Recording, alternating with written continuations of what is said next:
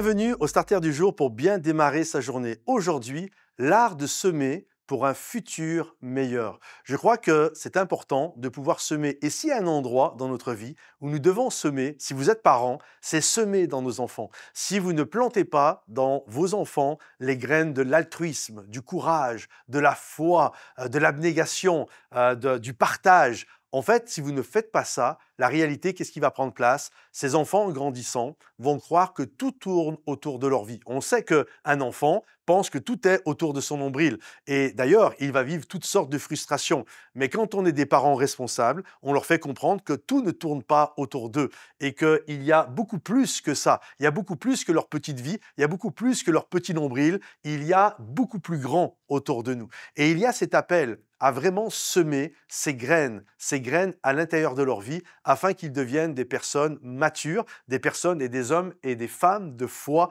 un jour. Et de la même manière, on doit prier, Seigneur, viens semer dans ma vie les graines que j'ai besoin afin d'être un homme solide, une femme mature, une femme fiable, un homme sur qui on peut compter.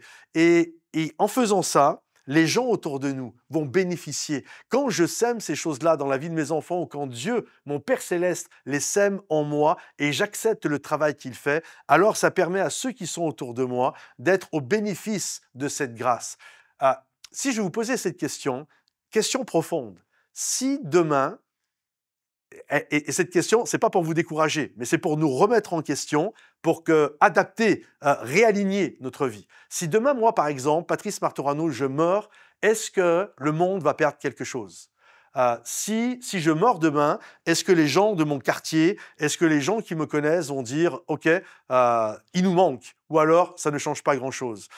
Si la réponse, elle est terrible, hein, si la réponse c'est ça va changer rien à la vie des gens autour de moi, c'est que je dois demander à Dieu, Seigneur, viens faire un travail en moi afin que ma coupe puisse déborder et que les gens puissent ressentir ta grâce dans ma vie et que ça puisse faire une différence en eux. Pareil pour l'Église, je me souviens il y a plus de 10 ans quand je prêchais à l'Église Momentum ici par rapport à une association, un travail social que nous faisions, je disais si l'Église là demain disparaissait, à part pour les chrétiens qui la fréquentent, est-ce que ça ferait une différence pour la vie de ceux qui sont dans les quartiers autour? Si la réponse c'est non, ils s'en fichent, c'est qu'on a raté notre mission. Si l'Église, en fait, si elle disparaît demain, il n'y a que les chrétiens qui vont être tristes, c'est qu'on a raté notre mission. Normalement, une Église, si elle disparaît, les gens du quartier doivent se dire il y a quelque chose qui ne va pas. On a perdu des gens qui nous faisaient du bien.